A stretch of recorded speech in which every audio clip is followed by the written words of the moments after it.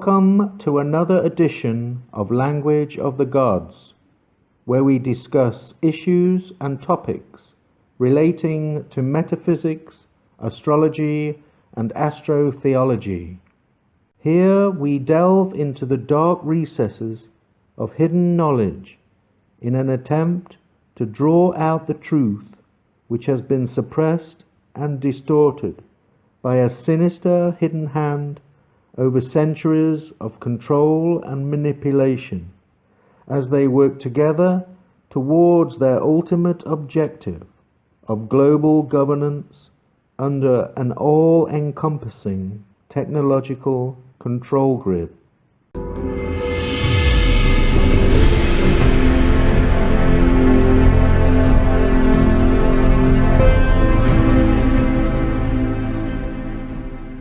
Our past is only a little less uncertain than our future, and like the future, it is always changing, always revealing and concealing.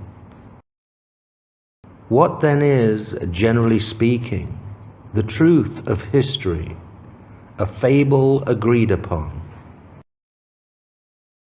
He who controls the past controls the future. He who controls the present controls the past.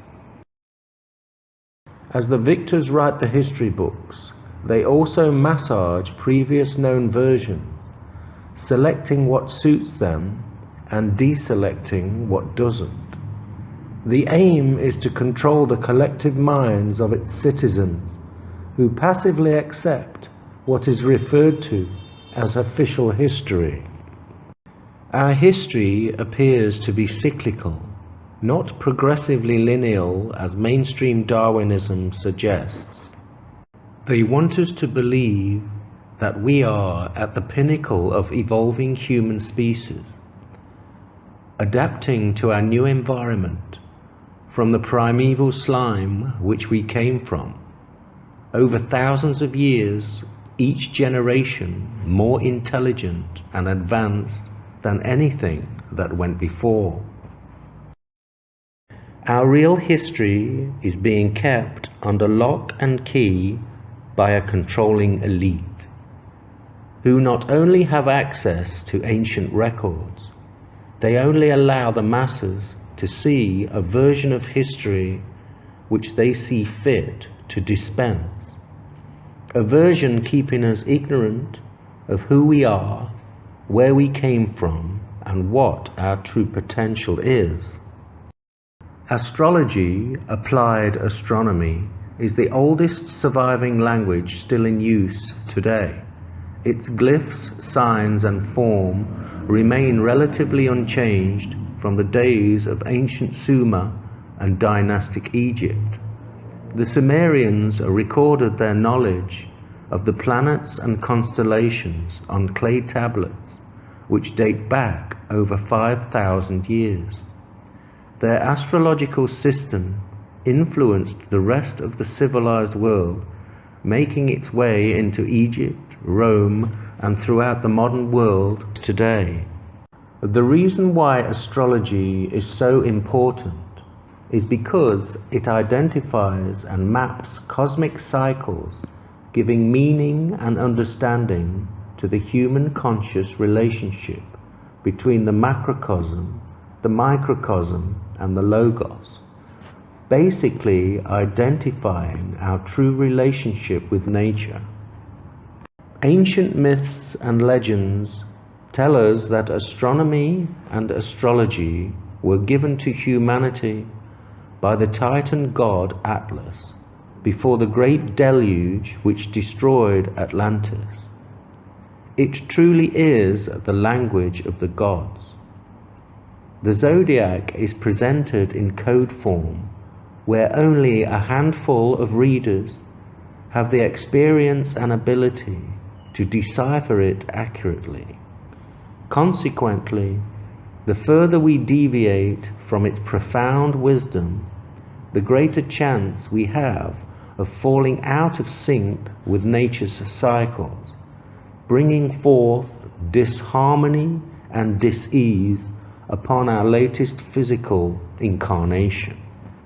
Most of us are now aware that our perception of the world has been offered to us by those who inhabit the governing classes, and in order to control the masses in a way which serves their overall agenda, they have to present a perspective of reality which conforms to their requirements by socially engineering our perception of the past, the present, and the future.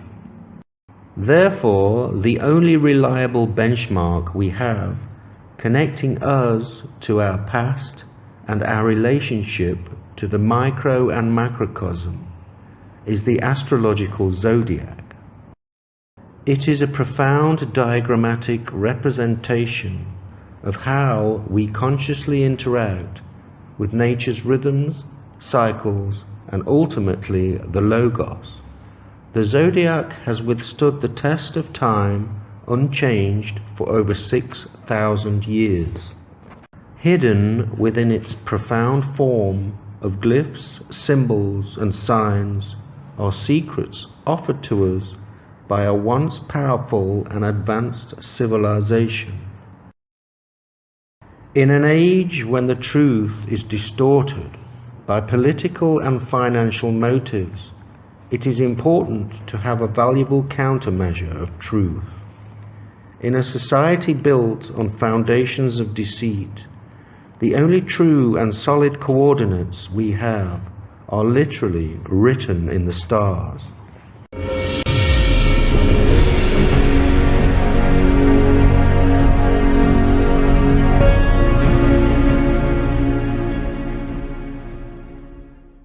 From a metaphysical and astrological perspective, the Logos can be viewed as universal consciousness.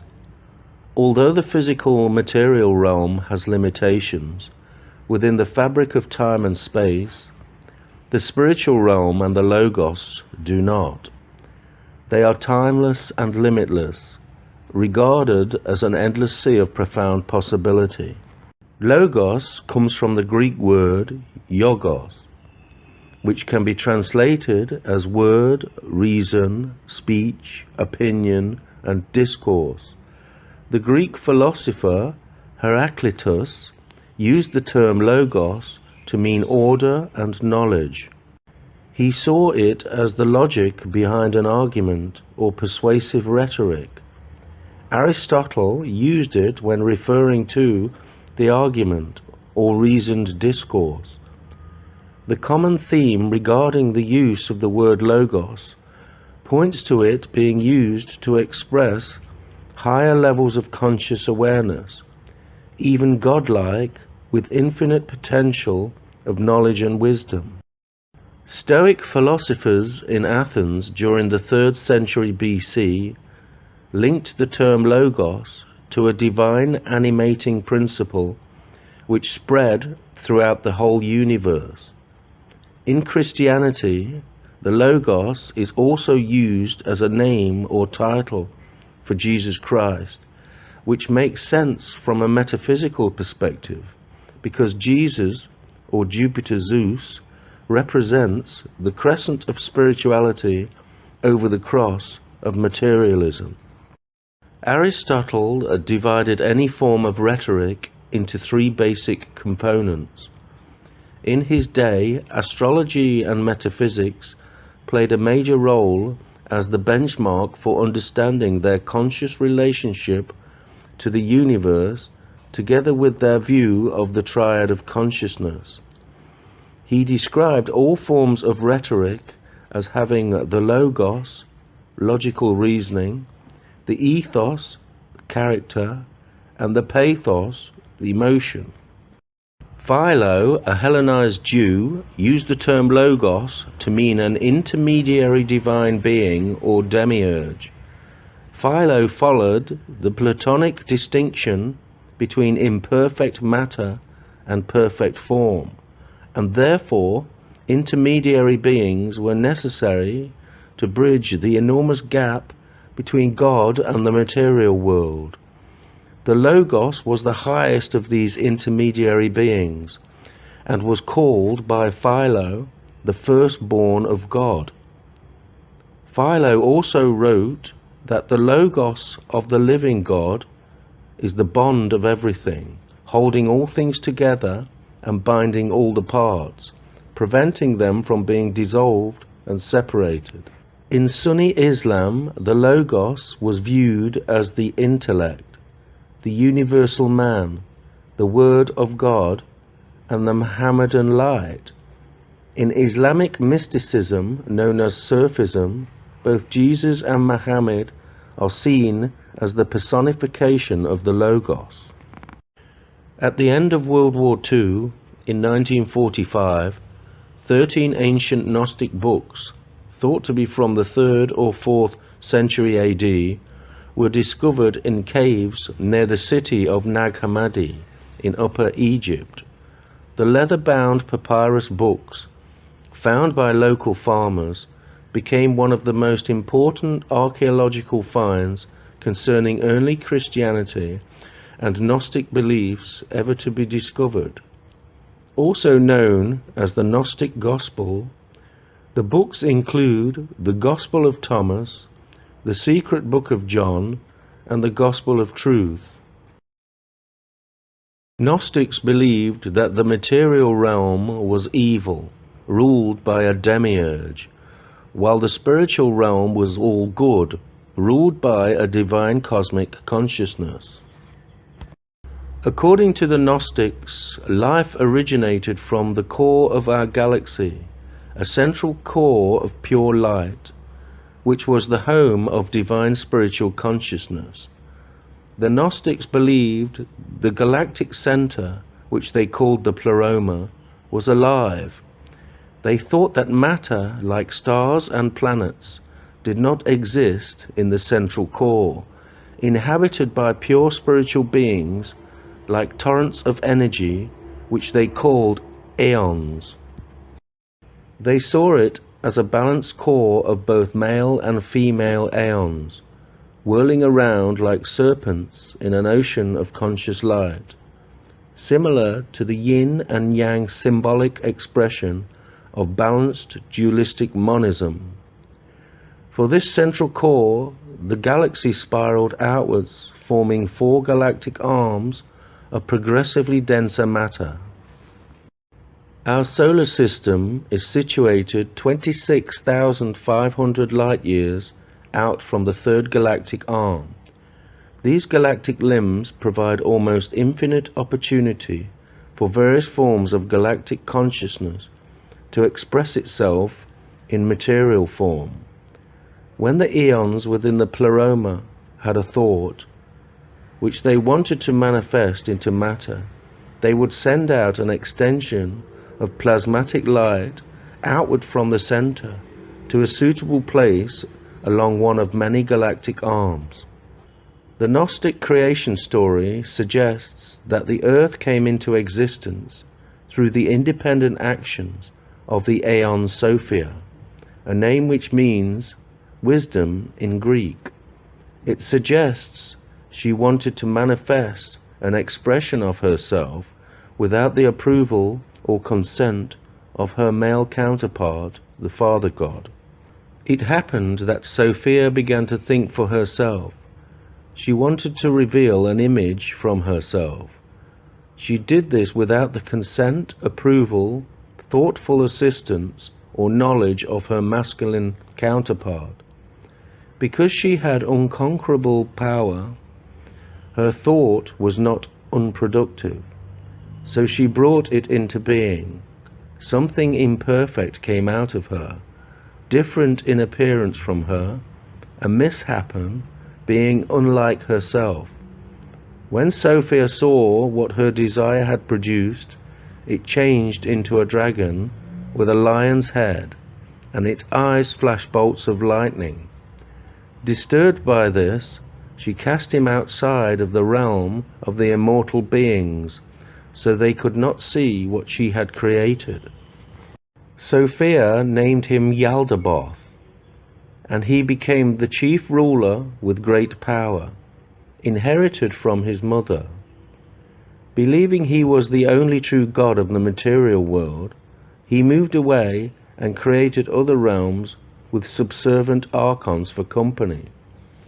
He was described as an artificial and non-organic life form with machine-like qualities. Yaldabaoth and the Demiurge appear to be the same being. In some ancient texts, Yaldabaoth is also linked in with Satan, Kronos, or the planet Saturn. This all begins to tie together when you consider that Saturn is the planet associated with the cross of materialism over the crescent of spirituality.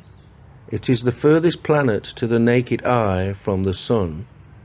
So, if the Demiurge was cast out by Sophia, far from the earth and the spiritual purity of her intended creation, this would be the logical place to go, manifesting his perverted consciousness out in the dark regions of our solar system. Many scholars and theologians speculate that the God of the Old Testament is indeed the non-organic Demiurge, while the God of the New Testament is the spiritual Father at the center of the Pleroma.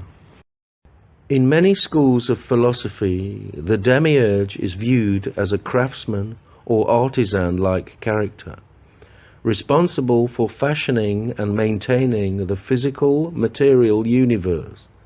The Demiurge is seen as a separate entity from the Logos or the Creator. In many Gnostic traditions, the material universe is considered as evil, overseen by a malevolent Demiurge, whereas the non-material or spiritual world is considered as good. The Demiurge is thought to act as a channel for the Logos, consciousness, to devolve from pure spirit into matter, the consequence of which is thought to manifest imperfections as the Logos consciousness interacts with the human collective, both on a focal and subconscious level. Marcionism, which was an early form of Christianity, believed that the God of the Old Testament was a tyrant or a demiurge, a lower entity than the God of the New Testament. Consequently, they rejected the entire Old Testament. According to the Gnostics, the demiurge was able to endow man only with the psyche, sensuous soul. Only the true God could add the pneuma, or the rational soul. This is the feminine aspect of the spirit. The Greek term pneuma, often associated with the Holy Spirit of the New Testament. The Gnostics identified the demiurge with the Jehovah of the Hebrews. In philosophy, the term is used to denote a divine being that is the builder of the universe rather than its creator. The Gnostics concluded that thoughts from the core, which manifested along the galactic arms, were left to their own devices, to evolve like a divine cosmic experiment, without the day-to-day control of the eons. In this picture, the demiurge stands between the moon and a six-pointed star, which often represents the planet Saturn. Is it the case that the influence of the demiurge is felt most strongly through some form of connection with the energetic characteristics of Saturn and the moon, both planets which play leading roles in the religion of Judaism? The demiurge, or lord of the material realm, created various archons, together with other non-organic realms. Archon is from an ancient Greek word which means principalities or rulers. The term was used to describe any number of servants of the demiurge, the lord over the archons. But Yaldabaoth had a multitude of faces, more than all of them. He shared his fire with them, therefore he became lord over them. Because of the power of the glory he possessed of his mother's light, he called himself God. and he did not obey the place from which he came, and he united the seven powers in his thought with the authorities which were with him. When he gazed upon his creation surrounding him, he said to the host of demons, the ones who had come forth out of him, I am a jealous God, and there is no God but me.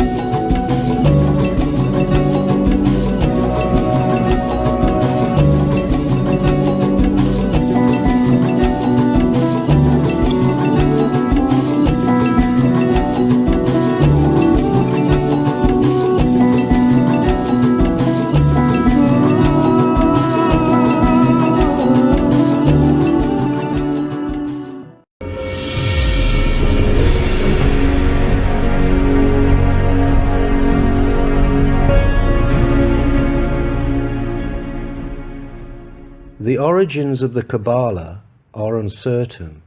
However, Jewish mystics claim that it came from Adam, Abraham, and Moses.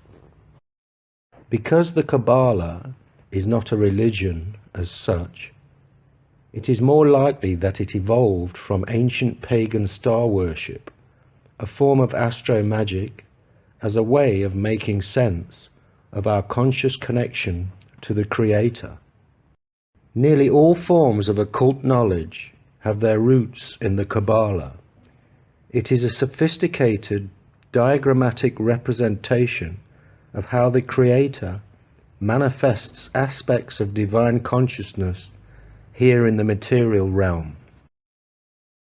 Although the Bible mentions two trees in the Garden of Eden, a tree of life and a tree of knowledge of good and evil, in reality, the tree of life offers the righteous path, while the tree of knowledge of good and evil represents the tree of death and the left-hand path.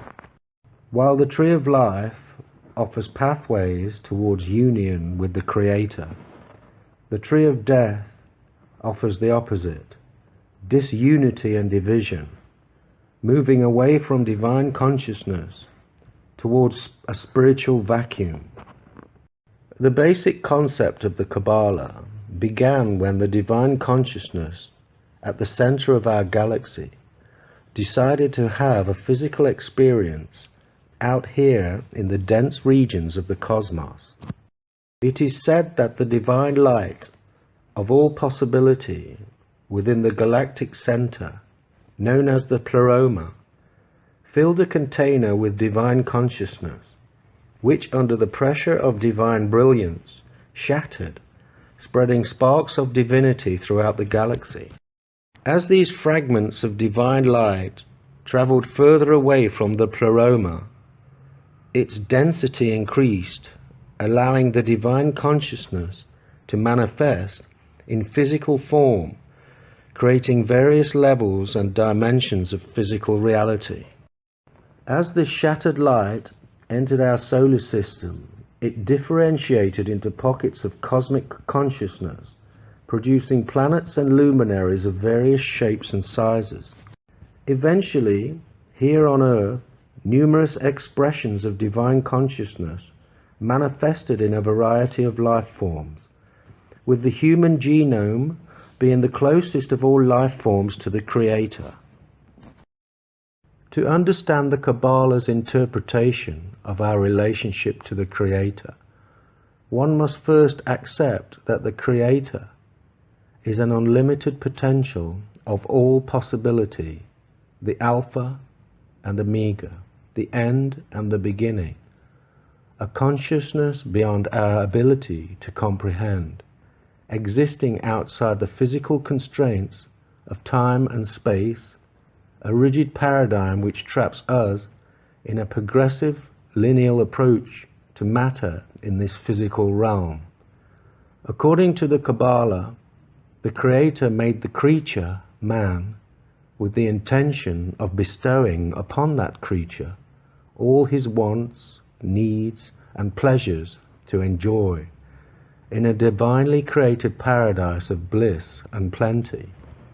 Made in the image of God, the creature was given full dominion over his environment, with free will to choose whether to ascend the tree of life in an attempt to seek union with his Creator, or descend down the tree of death, to become detached and alone in an empty husk-like reality, devoid of light, love, and bounty offered by the Creator. Adam and Eve were told they could eat from any tree in the garden, but not from the tree of knowledge, which in real terms is the Kabbalistic tree of death. This is the left-hand path. The Kabbalah expresses the nature of divine light as it diffuses and fragments its way through the solar system. It is the physics or metaphysics of the spiritual realm. As the divine light or consciousness enters the solar system, it leaves in its wake 10 energy centers known as Sephirot, with a number of conceptual connecting pathways as it descends into material form. The Sephirot are represented by the planets and luminaries orbiting the Sun. In traditional Kabbalism, the objective of the creature was to receive all that the Creator wanted to bestow upon him. However, the only difference between a person who receives in abundance and those who don't is in the individual's willingness to receive, based entirely on their perceived relationship with the Creator. As the creature matures, he finds a need coming from within to be like and to know the Creator. However, in order to do this, he must learn how to bestow like the Creator.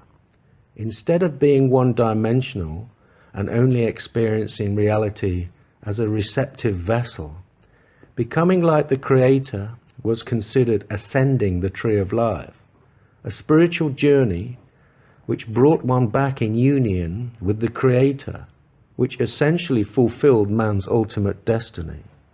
Wherever a person finds themselves at any point in their lives, there are Kabbalistic pathways leading up the tree of life or down towards the tree of death. The choice is ultimately yours. We either take the righteous path, a spiritual journey towards union with the Creator, or we take the left-hand path towards a cold, lifeless world of godlessness and materialism. Religion assumes that the Creator changes his attitude to the person depending on the person's actions. The science of Kabbalah, however, states that the upper force is invariable, and the actions of a person can in no way affect it. Instead, the person's actions can change himself. He will be able to perceive the upper governance differently. If his own changes are aimed towards greater resemblance, he will be able to perceive the Creator as kind and good. By increasing the difference between his properties and those of the Creator, he will feel the Creator's attitude as more negative. According to the Kabbalah, if we are unable to feel the divine good emanating from the Creator, the problem lies with us and not the Creator, as the Creator is constant in his bestowal. The ultimate goal of Kabbalah is to develop a sixth sense, a second nature, opposing duality and division, all those aspects which are synonymous with the left-hand path and the tree of death. The term sixth sense is slightly misleading because we are not actually developing another sense, but a new perception of reality, promoting the desire to see others as yourself and to understand the whole collective soul consciousness.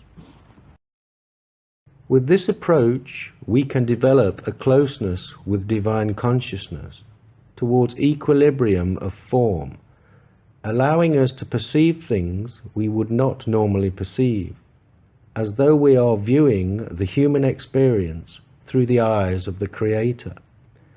The only thing limiting a person in this earthly incarnation is their desire to receive.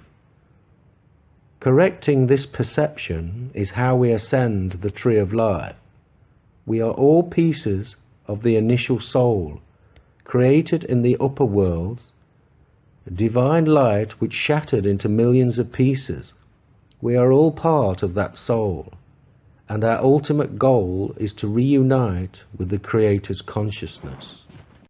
The tree of death is a mirrored reflection of the tree of life, moving in the opposite direction, further away from the spiritual origins of life, towards what some call the pits of hell.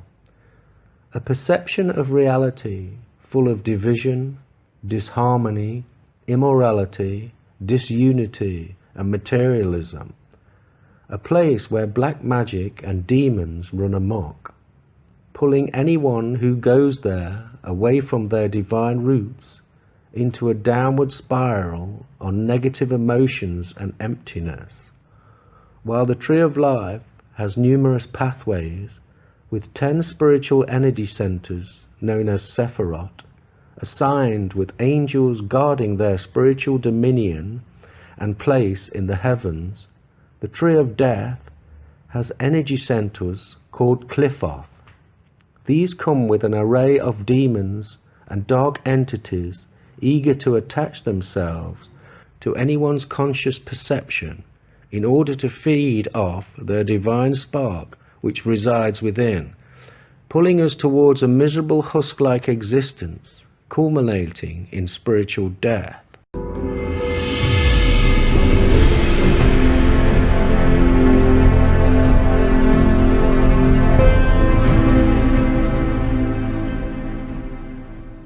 The automation of society has been underway for a very long time, slowly detaching humanity from their hands-on involvement over a system of control which they will ultimately become slaves to.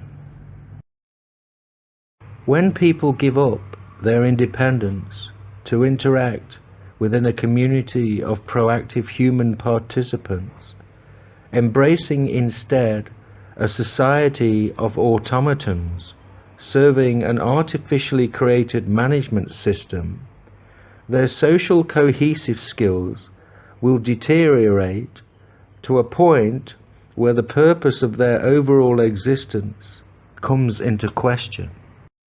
Some of us are not human beings having a spiritual experience, but spiritual beings having a human experience. And to dilute traditional three-dimensional ways in which we interact will ultimately trap us within a controlling web of artificial intelligence which will undermine our connection to spiritual consciousness, essentially detaching us from the Creator. 5G is the fifth generation of digital cellular network technology, designed to improve all forms of digital communication with greater speed when accessing the Internet. To achieve this, a wider spectrum of bandwidths are being made available for transmitting and receiving data. Utilizing higher frequencies within the lower realms of the infrared spectrum, known as microwaves. Although these frequencies are generally considered safe when emitting non-ionizing radiation, the potential for biological and cellular damage is becoming a growing concern. While microwave ovens utilize microwave technology to cook food, the level of power used to achieve this is enormous compared to the microwaves used within 5G technology. However, the accumulative and long-term effects on human health is unknown. It is already well documented in scientific research papers that the existing technology of 3 and 4G have already contributed to a number of health issues. We are, as a species, about to undergo an experiment where all of us are essentially being used as guinea pigs for the profits of a handful of individuals running the telecommunications corporations. To roll something out on a global scale without adequate testing is akin to playing Russian roulette with the whole human race, an experiment which we may never recover from. After 5G, we should see 6G, an even more sophisticated technological control grid. 6 is of course the number associated with Saturn, the planet of control, restriction, limitation, and frustration. When they link all electronic devices, along with humanity, to their fleet of Saturn lights, there will be nowhere to escape to and nowhere to hide. This will no doubt be rolled out as a countermeasure against all forms of terrorism. It is ironic that the first ever geosynchronous satellite broadcast, which took place back in July 1962, carried pictures of Pope John the 23rd all around the world, a Saturn light which looked more like the Death Star from Star Wars than the satellites we are used to seeing today. Ever since the birth of man, we have lived in tune with nature's rhythms and cycles, responding to the energetic frequencies emanating from our surroundings, together with transits occurring from the magnificent planets and luminaries gracing our solar system. Lately, human arrogance has decided to submerge every one of us in an artificial ocean of electromagnetic pollution. This, in my opinion, is an attack on human consciousness itself, driving into the very heart of who we are. Creating an artificial reality which could potentially replace our natural subconscious collective, which is tethered to the spiritual realm and the Creator. I suggest that the overriding objective of this electromagnetic control grid is to cut us off from our sixth and seventh senses, together with restricting our connection to the spiritual collective, giving us over hook, line and sinker to the artificial machine-like god of the underworld, the demiurge. One has to wonder, where did this rapid expansion of artificial intelligence technology come from? And why are we in such a hurry to promote it as the solution to all our worldly problems? Could it be that human history has been deliberately distorted to hide the existence of an ancient society once ruled by the demiurge and his archons, who were indeed the gods of the ancient world, using our human ancestors as slaves and objects of abuse and amusement? Could it be that the ancient megalithic remains, which we see in abundance all over the world, are the remains of this once powerful and materialistic civilization, brought to an end by a global cataclysm which ultimately reset human consciousness, a cataclysm which gave freedom back to humanity as the Creator had intended?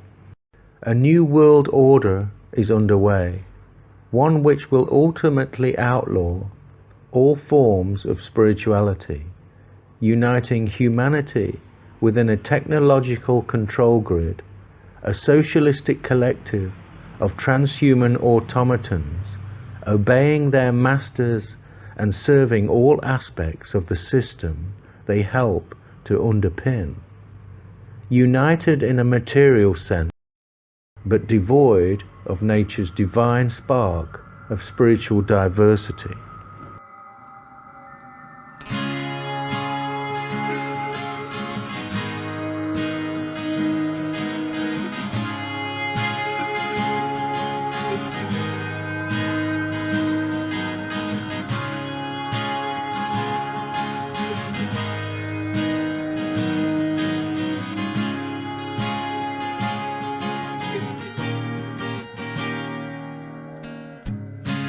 When you see it all, there's another world out there.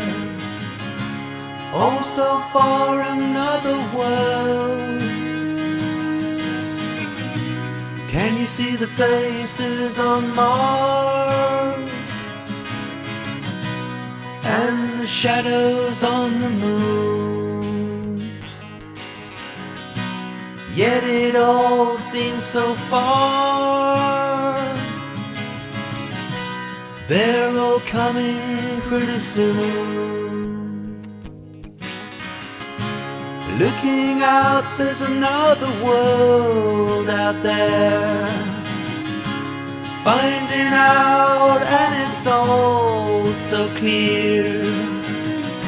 You see all the colors and the light years, and the fall of Babylon. You can read about the pharaohs, and you can read about the sun. There's another world. There's another world. There's another world. Another world.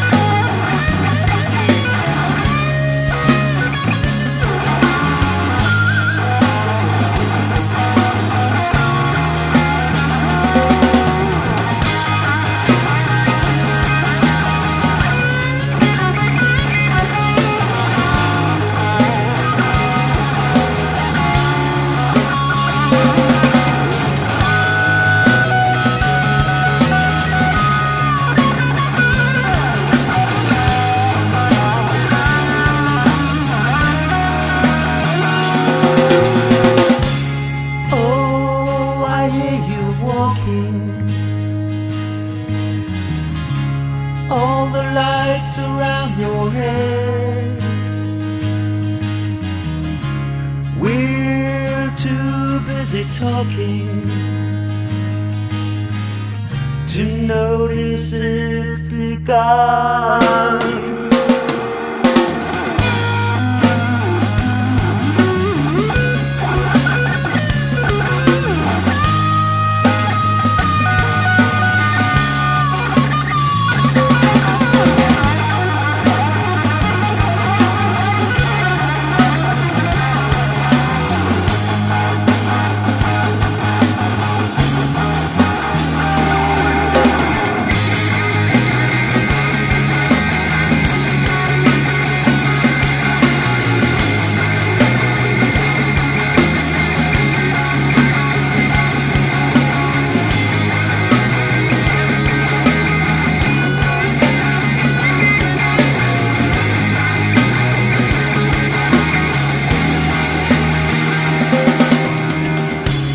There's another world. There's another world. There's another world.